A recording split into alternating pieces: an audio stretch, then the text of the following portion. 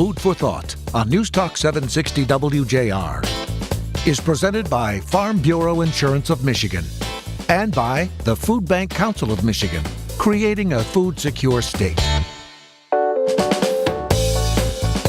The mission of the Food Bank Council of Michigan is to create a food-secure state. Now, that sounds like a great mission, but, the question has to be asked and answered, how? How are we going to do that? Well, the first thing we're going to do is define the need. And I think that's really the first responsibility of leadership. And to define the need, I think we have to ask and answer 4 questions. And the first question is, what's the need? What is the need surrounding hunger and food insecurity in the state of Michigan? The second question is, how are we going to meet that need in a unique way? How are we going to meet that need in an inspiring way? And finally, the question we have to ask ourselves is, how are we going to meet that need with excellence? And when we can answer all 4 of those questions, what's the need, how are we going to meet it in a unique, inspiring, and excellent way, then I think we're well on our way to creating the blueprint to solve hunger and create food security in the state of Michigan. Come back and be with us in just a moment with my co-host, Gerry Brisson.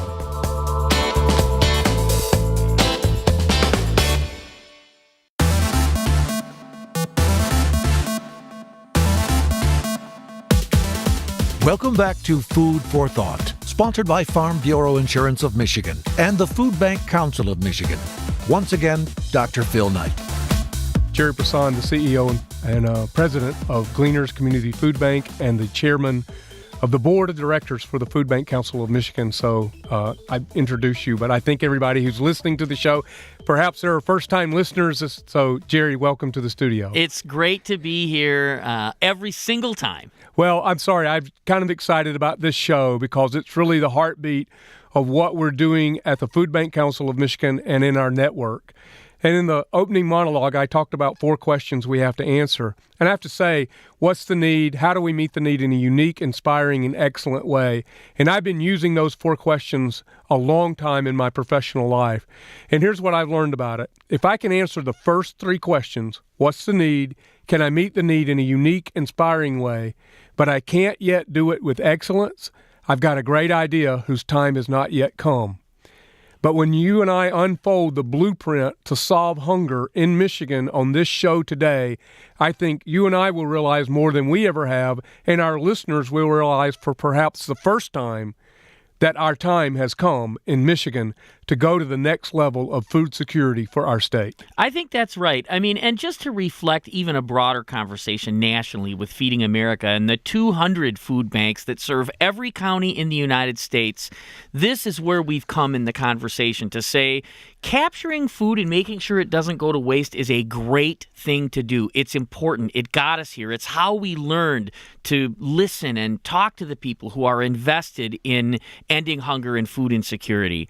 But now we know so much more than we did then about who wins when we win. We know so much more about how to learn who's in need and what specifically do they need and where do they live.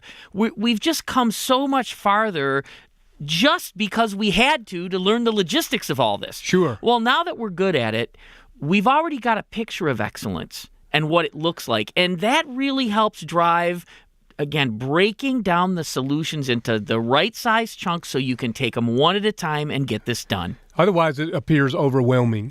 Absolutely right. And it has been prior to now. Right. And we have to acknowledge that people who feel like this is unsolvable are right, because up to now it is. Right. So let's change that conversation and say, you know what? I think we know enough now to start putting the pieces in place to not say unsolvable, but rather to say solvable. Absolutely. So let me give everybody a kind of a brief outline of the blueprint to solve hunger and how we intend to help Michigan go to the next level of food security across the state. So the first point is we want to define the need. And I think, as you said in that those comments right there, we come a long way toward being able to define the need. And I really do believe that's the first responsibility of leadership, is to define reality. And then we want to bring data into the picture so that it informs not only our decision-making, but it also can inform policy that affects the people that we serve. And then the next point for the on the outline for the blueprint is innovation and investment. And I think people will be really keyed up to hear some of the innovative ideas that we're bringing to the table from across our 7 food banks and the network that serves all of Michigan. Next comes infrastructure and efficiencies. And I think we all would say that, yeah, we have something to learn. Data's going to teach us some things about how we can become more efficient in our networks and all the people that we're serving and those who are helping us serve them. And then finally, we come to a place that I love to talk about, which is collaboration, which is a nice word to talk about partnerships, because we know we can't do this alone. Nothing of significance ever happens by going at it alone. We need the right partners, and as you said a minute ago, who wins when we win? And I want to frame all of that in a word, and that is care. This is because we care. There are people who are having trouble managing this point in their life. And if we can give them the capacity to stabilize their situation, they can move on to their next success. So all of this work, defining the need and looking at the data and the innovation and investment and the infrastructure and efficiencies and the partnerships, all of that has to do with caring about people and what they're living through and how we can make a better community for us all.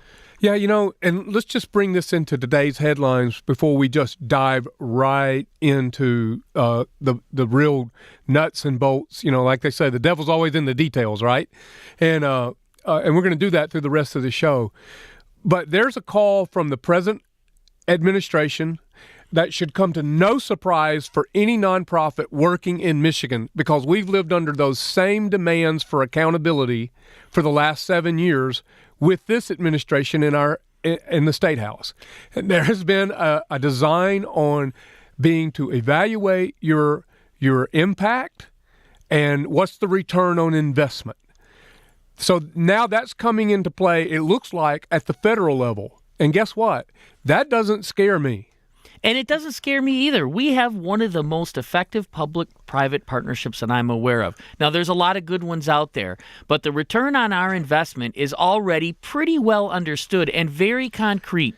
So the question is, how do we take these models and not only advance our own, this is what we know we need to do, but really help other people use that same kind of model so that they can really describe their impact concretely? Well, and I think the last point, and appropriately so, for the blueprint to solve hunger in Michigan from the Food Bank Council and our 7 food banks and the network that they all represent, is economic impact. What's our economic impact into the community?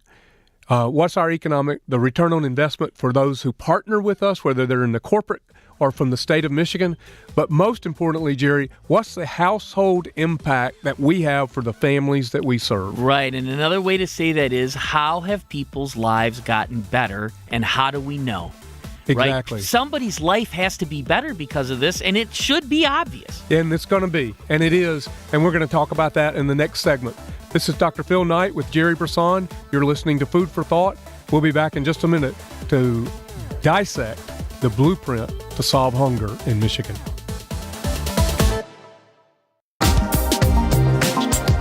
It's Food for Thought with Dr. Phil Knight on WJR. And now a Farm Bureau Insurance of Michigan moment. I have Bill Schultz on the line with me for the Farm Bureau moment. He's from Kalamazoo County. And Bill, it looks like that you and your family have a fruit and vegetable operation there. Yes. We've been farming fruits and vegetables here in Madwan for over 65 years now. I'm third generation. Wow, that's excellent. So, Bill, I know that you and your family are donating some surplus food that you have into the community to help feed the hungry. Tell us a little bit of how that got started and why you're doing it. Sure. I think, excuse me, if I could kind of go back to where I remember it first starting, is that as a kid, we had a few extra peaches the one summer, and we thought that we have this beautiful fruit. We grew it for people to enjoy.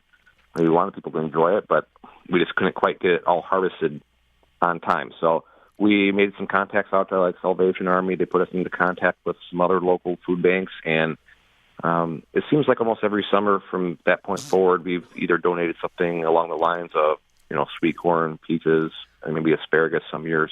Right. We raise, our crops for people to enjoy, and I don't want to see them go to waste. Yeah. Well, that's a win-win on a lot of different levels. I think that you guys probably have the joy of donating, and it looks like it's over 2,000 pounds every year, and that's over 2,000 meals, Bill, that you're supplying for the folks who need a little extra help at the end of the month. And we can't thank you enough for having that heart and that value system to donate and to help. Bill Schultz from Kalamazoo County, donating food into his area to help feed the hungry and the poor. Bill, thanks to you and your family for being hunger champions. Gerry, we have talked a little bit about how we're going to define the need, and we're using some studies to do that, the food security analysis need. And one of the things you've said on this show in weeks past has been, we know that we meet about half the need. And you can number the amount of people in Southeast Michigan that are food insecure. How do you know what you know? Yeah, so Feeding America, again, we're part of that network, that national network. And one of the advantages of having a network like that is they can afford to do research and really help us get a handle on some of the things that affect us all, right? So every food bank needs to know this, and so Feeding America makes an investment so that we all can. It's called Map the Meal Gap. And with that, they look at, a dozen or so different variables, including employment or unemployment, probably is a better thing to say, including how many kids are getting free and reduced lunch at school, including, what the economy is in a particular county. And they take all these variables and they put them together and they say, here's what we can tell you about the people living in the counties you serve. And from that, we can get a picture of who's likely to be insecure because of that. Now, they use census data and other things that are also using other variables, right? So they're taking research that's out there, they're adding a bit of their own, they're putting that all together, and they're saying this gives a reasonably good picture to work from. Are you making progress on food insecurity, or aren't you, based on your population? Now, keeping in mind, we don't control all those variables. Sure. So we're not gonna control unemployment, for example, or we're not going to control education, or we're not going to control substance abuse or mental illness. Those things are outside of our purview of control. But we do control what is the safety net available for people in those situations, and how do we make sure it is available when and how much it's needed, so that when people do find themselves unemployed, they also find themselves with the help they need to stabilize and be successful. Yeah, I'm with you. So that is the value of being a part of this national network, one of the values, and it is a very important one. And while, we look at that, we have to define the need. Well, okay, so we're going to just say that there are probably a more than abundant percentage of the population that would admit there is a need. So we'll take that. Right. And then now we'll move on from that and just go, okay, so if that's the need and it exists, and we on previous shows have outlined who those people are and the segments of society that they're a part of, the socioeconomic stratum and all that. And while we're really happy about all of that, we don't put anybody in a box. People are able to move. Right. And right. we want to make that very clear. Absolutely, because this is not static. Things happen that bring people in and out of food insecurity. Yes. And for the most part, people want control of that in their life, right? They're not just sitting back waiting for somebody to do something. They're actively pursuing success, and we need to enable that. Well, I think one of the, I've enjoyed every show that we've done here on WJR with Food for Thought, but I think two of my favorite ones have been when we had Dr. Pierce here to talk about the self-sufficiency study, and then to follow that up the next week with Rob Fowler, the CEO for the Small Business Association of Michigan, to kind of combine both those perspectives into while we recognize the need and the need for more data to inform even the data that we have, the self-sufficiency study is one of the data points that we're bringing into play here in Michigan, and that will launch in June of this year when we reveal that study. And it's critical, and I think one of the interesting things about it, and this probably gets far enough in the weeds that some people are going to go, do I need to know that? But I'm telling you anyway. Right. Over 700 household types to consider, right? Yeah. It's not enough to know it's a household of 3. It could be 1 adult and 2 children. Those 2 children could be an infant and a toddler or 2 kids in high school. Very different needs in those households. And so Dr. Pierce has developed a strategy for identifying all these different household types so that we know much better. You need to feed a high schooler way more than an infant. Sure. I mean, so the need is different, even when it comes to food insecurity. So how you meet that need has to be different, and how much food you have to bring has to be different. And so that's a lot to know, but it's important to know. Well, it's important to know because hunger is resistant, right? I mean, it's wrapped in, a multi-layered cultural, societal problem, but it doesn't mean it's not solvable in and of itself. But the more data that you can shine a light on it, the better you're going to be able to understand it.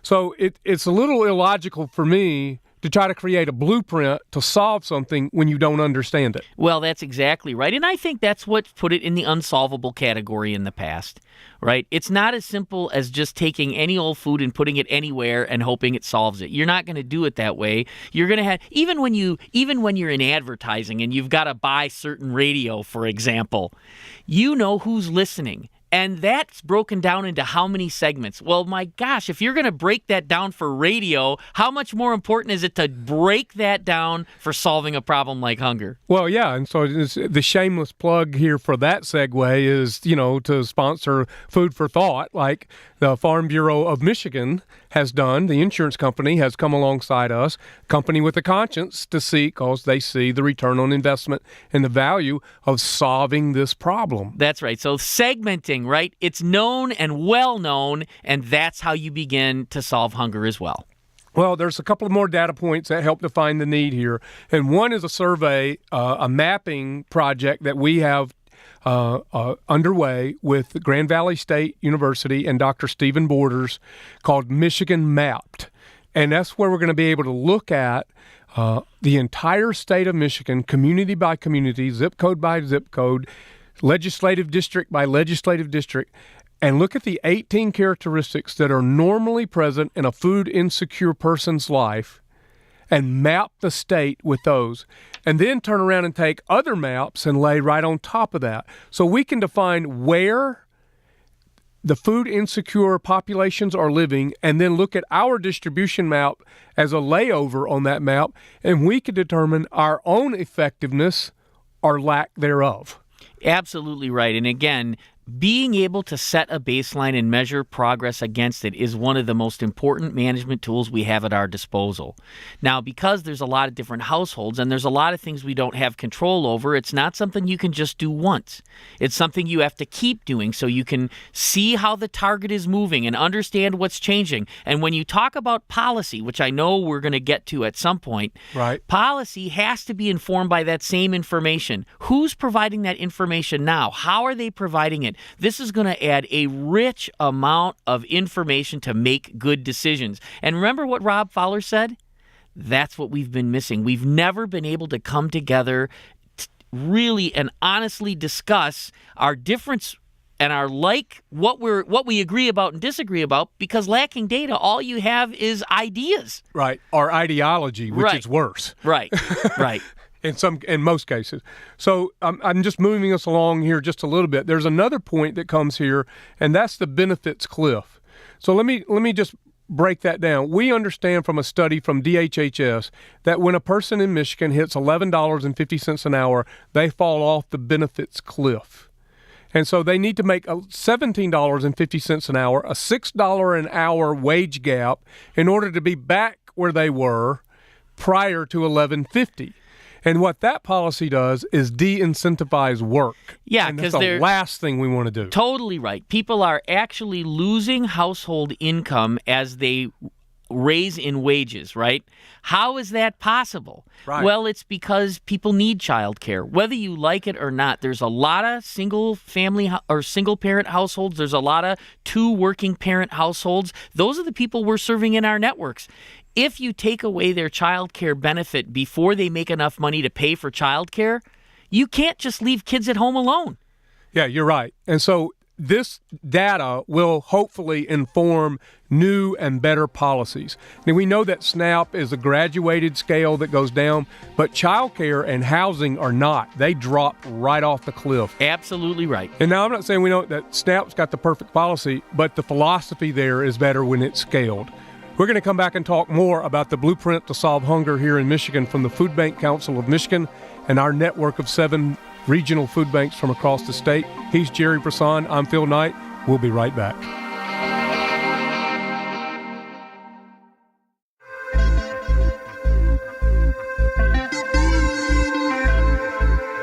You're listening to Food for Thought with Dr. Phil Knight, sponsored by the Farm Bureau Insurance of Michigan and the Food Bank Council of Michigan, creating a food-secure state. Gerry Brisson, let's continue this conversation about the blueprint to solve hunger in Michigan, how we're going to the next level of food security across the state. And we talked about defining the need. We talked about bringing data to the conversation, how it sheds light to define the need and really make the problem solvable and see it in a different light than what we've seen it in the past. But now it's time to talk about the really cool stuff, which is about innovation and what are the new programs? Because, you keep doing the same thing you've always done and keep expecting different results. What are you? Insane. Yeah, right. Well, we're a little crazy, but we're not insane. Yeah, we hope, yeah. So here's some of the innovative ideas, and they're coming out of all 7 food banks from across the state. But let's start with one of the ones that I think is really cool, really exciting, and that's the My Neighborhood Mobile Grocery. Yeah, so when you take a look at how people manage their budgets, one of the first budgets that people take money out of in order to pay for other things, whether it's rent or utilities or fixing a flat, is their food budget. It's something they have a lot of control over, but very little of. It's part of what contributes to food insecurity to begin with. Right. So how can we help people stretch that food budget as far as we can? And My Neighborhood Mobile Grocery is one of those innovations that really takes the buying power of the food banks and it leverages that directly to consumers. Now, we can't replace what people are going to get at a big box grocery store. We can't do that, nor do we think we should. But in between those times when people can make it to those big stores, they need access to fresh produce. They need access to inexpensive, high quality, easy to prepare, convenient food, and they need it at the lowest possible cost. Right. And that's what My Neighborhood Mobile Grocery is trying to help address. I could just camp right here and talk about this.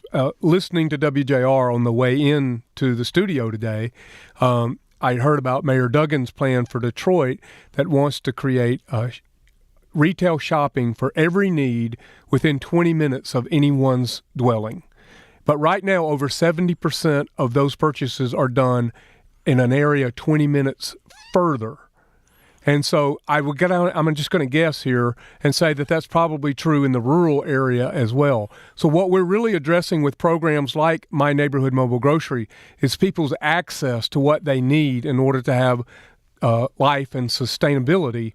And you're in a desert there. You're targeting where there's not a big box store. This is not competition. This is trying to meet a need. Yeah, absolutely right. And really understanding that when your money gets very scarce, driving as much value as you can out of every dollar you have left is critical. And that's a different motive than a profit motive. And so there's where nonprofit partnerships are important. We can fill a gap that doesn't make sense for the economy to fill. And so My Neighborhood Mobile Grocery really sits in that gap. It's not going to be grocery for everyone all the time. What it's going to be is filling a really critical gap in a household budget. Hence called mobile grocery. Exactly right. Exactly right. Exactly. So let's talk a little bit now about the community food club that's in Grand Rapids on South Division Street, where 7 nonprofits came together to create a food club, kind of on the Sam's Costco model, where people pay a membership fee, and the food that they're able to take from there is on a points basis, not a price basis. And we think that falls very well in to the employee resource network that we've talked with Dwayne Berger about on this show, the ERN. Can you kind of pull the string on that tapestry? Yeah, another real interesting way of saying to people, okay, buy into the club when you have the resources to do it, and then you get way more points than what those dollars would buy elsewhere, right? Mm-hmm. So again, it's helping people stretch their budget, but the point system allows the food club to place higher value on healthier items and higher value on items that are going to stretch farther in the household. So it's combining shopping with education so that you help people address those budgetary concerns in really unique ways. So chocolate chip cookies may be there, but it may cost you 10 points, whereas 3 points will get you a bag of potatoes. Yeah, but at the same point, you don't rob people of their ability and right to choose. That's right. And when you think of sweets, for example, getting a birthday cake for your child's birthday is a big deal. It's emotional. There's something about that goes beyond the food value, right? Yeah. So you don't want to take that away from people. People need to have those things in their life, and in moderation, it's all good. But you want to help people balance, especially at the end of the month, those critical budget choices that they have to make. So, one of the things about this innovation that we're talking about here is we understand that we meet about half the food security need across the state, right? So, that's kind of where we're at. So it's just impossible now to scale charity to meet the second half of this need. You just can't raise that much money on a consistent basis across the board from now until forever until the need is met.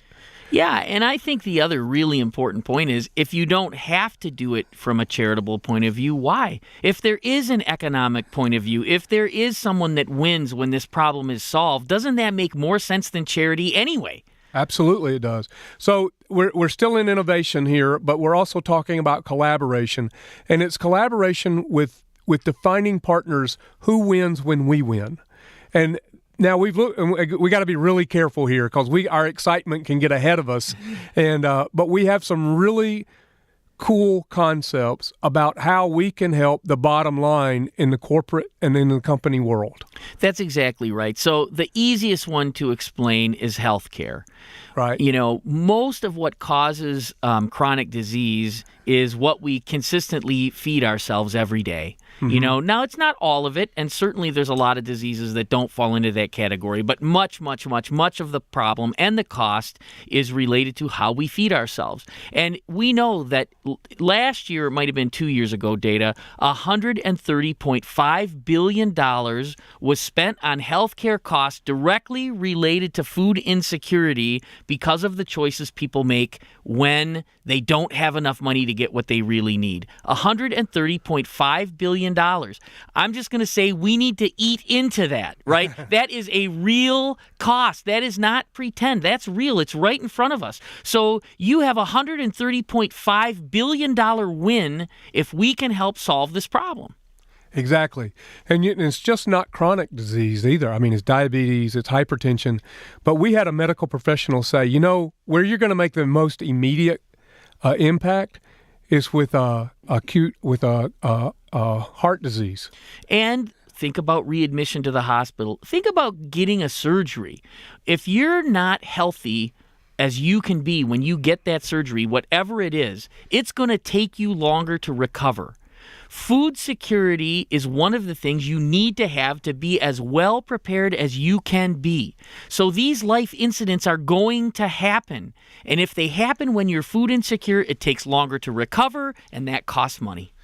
Well, that's exactly right. And when we can partner with folks like healthcare, like in education, we talk about the investment into early childhood education, and sometimes the access to healthy nutritional food is left out of that conversation. And we all know that unless a child is fed, they are robbed of the opportunity to become who they could be because their mind doesn't have the nutrients it needs in order to develop who and what they could be. It's also just a matter of paying attention. The toxic stress that happens in a household when there's not enough food to go around is hard to describe. It is a very difficult environment to live in, and that is going to take all your attention when you're living with it. And I like what you say about that, Phil.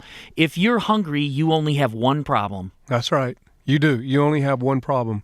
Well, Gerry, talking about innovative programming that meets the need and who wins when we win, I think there are at least 4 big winners when we get all this pulled together into the blueprint to solve hunger. And I think those winners are the children who are in education. I think our educational experts that get the outcomes that our state demands of them, our federal government demands of them. I think healthcare wins, therefore the patients win. Especially when we can cut down on readmissions, it's going to lower all of our health care costs. I think the state of Michigan wins when the lines become a bit shorter and they're not people standing and needing the services that the state offers. But then I think most importantly, our clients win and their communities win when we can pull all this together into the blueprint to solve hunger. He's Gerry Brisson. I'm Dr. Phil Knight. We'll be back for our last segment in just a moment.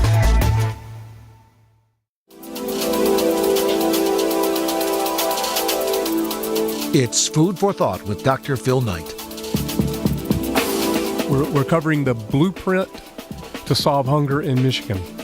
So we've talked about the need. We've talked about data that shines a light on it and helps us understand the need.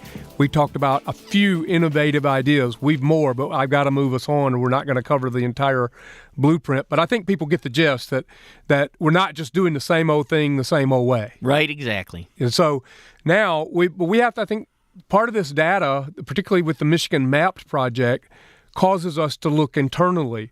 Where are our infrastructure needs and our efficiencies?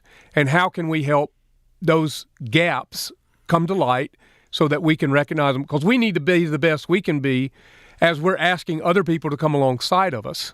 Absolutely. And I think one of the major efficiencies we're going to have to address is meeting people where they are. We got to stop asking people to drive around to get everything they need. How do we meet people where they are so that we can take transportation literally off the table?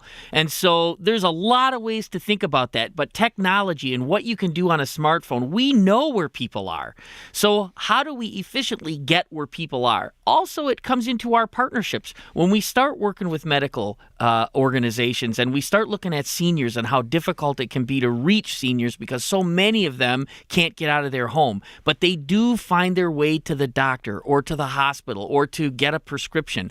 How do we piggyback onto knowing where people are and being where they are? That's just one example of how we need to understand our efficiencies and make them the best they can be. One of the innovations that we didn't talk about in the last segment that I want to bring into this segment and pull it through this infrastructure and efficiencies discussion is the IQF project on the west side of the state, individually quick frozen food. We understand that if we can, we did a pilot on this and rescued 3 million pounds of frozen food this past growing season. And we understand that and our goal is in the next 5 years is to scale that so that all that food that is normally going to the landfill, almost 20 million pounds a year of fresh frozen vegetables and fruits, get distributed through our statewide network, serves all 83 counties, right? That if we can rescue that food and get it into our network, we're going to stop that food from going to the landfill, and we're going to make sure that people in Michigan have access to healthy, nutritious, quick frozen food in December, January, and February, when the only thing left in Michigan is potatoes and onions. It's going to be pretty exciting for everybody. To have a little more variety and high quality food. High quality food. I mean, this is not, here's a 40-pound box, take it, hope you like it, tough if you don't. That day is gone. I think one of the reasons we do the show here on WJR, Food for Thought, is because we recognize that one of the first things you have to do to create both the personal and the political will to solve the problem is to create the momentum. And momentum's either your best friend or your worst enemy, right? And so now you find that to create that momentum, we discovered you had to change the conversation because it looked like this insurmountable cause or problem or challenge or mountain that we could never get over.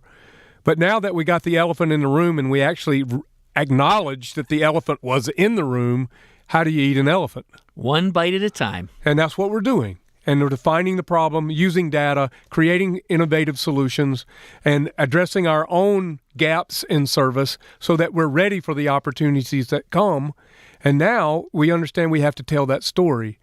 Just a couple of weeks ago, I shared a story here on air about a grandma who had inherited 3 grandchildren to finish raising. And she had went to the local pantry that was supplied by one of our food banks and got the food she needed at the end of the month, particularly to kind of bridge that gap. She's working. She got 3 grandkids that came to live with her, and it just wasn't enough resources to buy all that was needed. So the food bank walked into her life and supplied that need. Well, now those kids are gone, and they're in college, and they're moved on, and she's retired. And you know how she spends her retirement days? Volunteering at the food bank where she got the food as a bilingual translator. And I think that's one of the coolest stories I've heard out of our network. And there's so many success stories, and we need to tell the success stories, and they're even more powerful when you combine that with the data that supports this isn't just happening to one person, it's happening to hundreds and thousands of people as we stabilize their life so they can move on to their next success. Hey, this has been a great show, a great topic for us to talk about, and I'm glad we finally got to dedicate an entire segment to it. I can't say enough how important it is to keep coming back to this. Gerry, for some food for thought as we close this show about the blueprint to solve hunger in Michigan, you and I were privileged to partake on Hunger Solutions Day at the Capitol on March 21st. And Senator Peter McGregor invited us onto the Senate floor and read a resolution that declared Tuesday, March 21st, as the Hunger Solutions Day in Michigan.